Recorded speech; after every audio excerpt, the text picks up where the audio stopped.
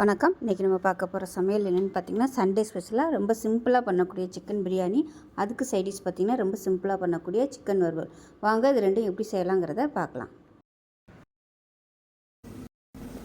கடலை நெய்யும் கொஞ்சம் சேர்த்துக்கலாம்.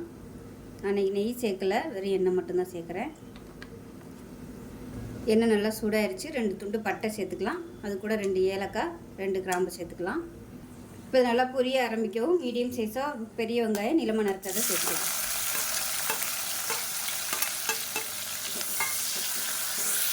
இப்போ பாருங்கள், வெங்காயம் ஓரளவுக்கு நல்லா வதங்கிடுச்சு. இந்த ஸ்டேஜில் ஒரு 2 டேபிள் ஸ்பூன் வர மாதிரி பூண்டு பேஸ்ட்டு சேர்த்துக்கலாம்.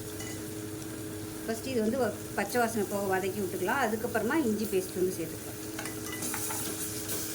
அடுப்பை நல்லா மீடியத்தில் வச்சுக்கோங்க. அந்த பூண்டோட ஃப்ளேவர் நல்லா வரணும். இப்போ பாருங்கள், பூண்டு நல்லா வதங்கிடுச்சு. அதோட வாசனை நல்லா வருது. இந்த ஸ்டேஜில் பூண்டை விட கம்மியாக இஞ்சி பூண்டு பேஸ்ட், அதாவது இஞ்சி பேஸ்ட்டு மட்டும் சேர்த்துக்கலாம். நான் வந்து தண்ணி ஊற்றி அரைச்சதால் கொஞ்சம் அதிகமாக தெரியுது. பூண்டு ஃப்ளேவர் தான் அதிகமாக இருக்கணும். இஞ்சி வந்து அதை விட கம்மியாக எடுத்துக்கோங்க. இப்போ இதையும் நல்லா வதக்கிக்கலாம்.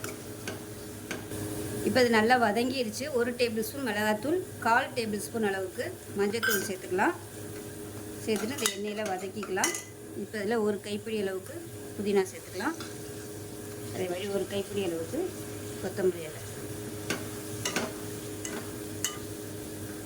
இப்போ இது கூடவே 2 தக்காளி, மீடியம் சைஸாக 2 தக்காளி சேர்த்துக்கலாம். இப்போ இது எல்லாமே நல்லா கரைஞ்சி வரணும், வதங்கி அந்த அளவுக்கு வதக்கிக்கலாம்.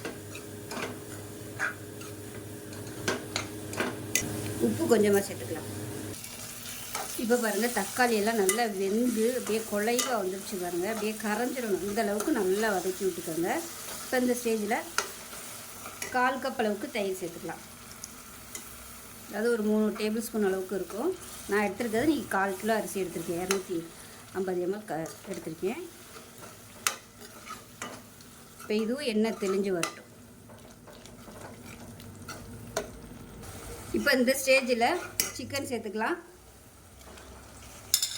ஸோ 1/4 கிலோ அரிசி எடுத்ததுனால நான் வந்து கொஞ்சம் 1/4 கிலோ கொஞ்சம் கூட சிக்கன் சேர்த்துருக்கேன். இப்போ இதையும் சேர்த்து நல்லா வதக்கி விட்டுக்கலாம். சிக்கன் நல்லா வேகணும். இப்போ பாருங்கள், சிக்கனை நல்லா வதக்கிட்டு 1 கப் அரிசிக்கு 2 கப் தண்ணி வைக்கணும். நான் வந்து 1.25 கப் அளவுக்கு சுடுதண்ணி இப்போ சேர்த்துக்கிறேன். மீதி 1/4 கப்புக்கு பால் சேர்க்கணும். இப்போ இதை வந்து நான் குக்கரில் தான் வைக்க போகிறேன். ஃபஸ்ட்டு நம்ம இந்த சிக்கனை வேக விட்டுக்குருவோம். இந்த மாதிரி பண்ணும்போது சிக்கன் வேகாதது அந்த பிரச்சனை வந்து இருக்காது. இப்போ மூடி வச்சிடலாம். மூடி வச்சுட்டு நல்லா ஒரு 3 விசில் விட்டுக்கலாம். ஏன்னா பீஸ் வந்து பெருசாக இருக்கிறதுனால 3 விசில் விட்டுட்டு, விசில் வந்ததுக்கப்புறமா ஒரு 2 நிமிஷம் கழித்து ஓப்பன் பண்ணி நம்ம அரிசி சேர்த்துக்கலாம். இப்போ ஸ்டீம்லாம் எடுத்துக்கலாம். எடுத்துகிட்டு பார்த்திங்கன்னா இந்த மாதிரி தான் இருக்கும்.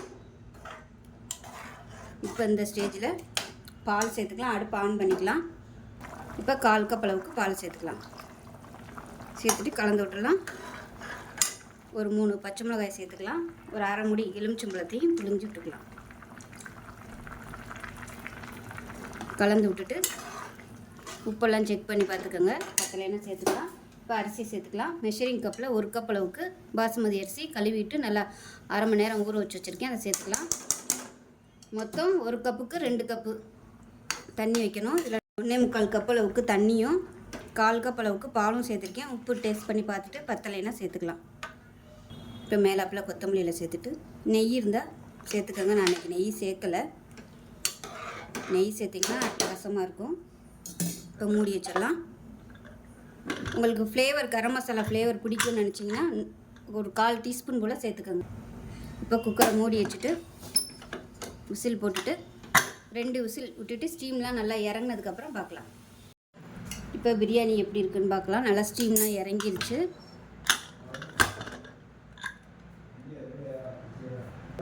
இப்போ சூப்பராக வந்துருச்சு. இப்போ வந்து கிளறி விட்டுக்கலாம். ஸோ ஜூஸியான பிரியாணி ரெடி. ஸோ இது வந்து நம்ம 2 பங்கு தண்ணி வச்சதுனால இந்த மாதிரி இருக்குது. ஆறுச்சுன்னா சரியாயிடும். ரொம்ப நம்ம 1.5 பங்கு தண்ணி வச்சோம்னா ரொம்ப ட்ரையாக இருக்கும்.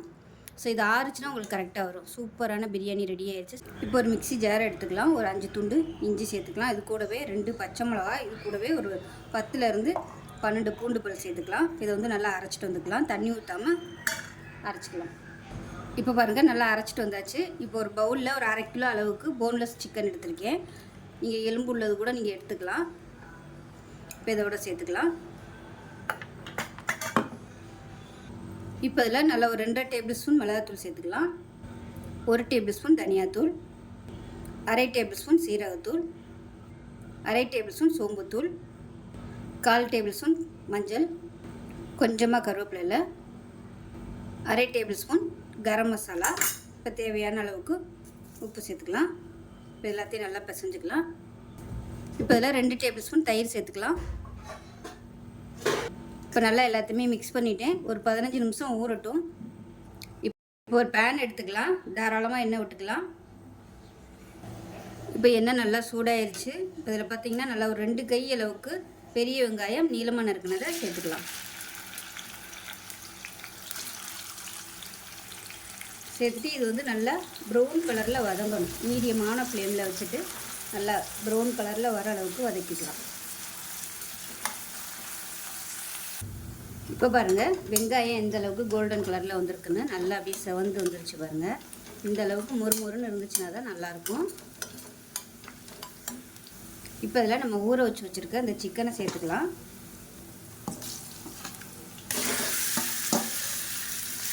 சேர்த்துட்டு நல்லா அப்படியே பரட்டி விட்டுக்கலாம்.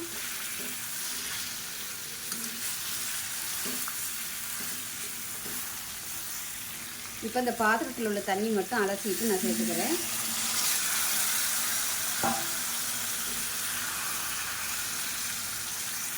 இப்போ நல்லா கிளறி விட்டுட்டு அடுப்பு மீடியமான ஃப்ளேமில் வச்சுட்டு மூடி வச்சிடலாம். அப்பப்போ நல்லா கிளறி விட்டுக்கணும். இந்த தண்ணியே போதும், சிக்கனில் இருந்தும் தண்ணி வரும். பத்தலைன்னா நம்ம அப்புறமா சேர்த்துக்கலாம். இப்போ தான் மூடி வச்சிடலாம். இப்போ சிக்கன் எப்படி இருக்குன்னு பார்க்கலாம். பாருங்கள், இந்த மாதிரி தான் தண்ணி விட்டு வரும். அப்பப்போ கிளறி விட்டுக்கோங்க. சிக்கன் வெந்துருச்சா என்னென்னு பார்த்துக்கோங்க. அப்படி வேகலைன்னா கொஞ்சமாக தண்ணி ஊற்றிக்கலாம். இப்போ இது இன்னும் வேகட்டும். நல்லா சிக்கன் சூப்பராக கட் ஆகுது. நல்லா வெந்துருச்சு வருங்க. எல்லாமே நல்லா கட் ஆகுது.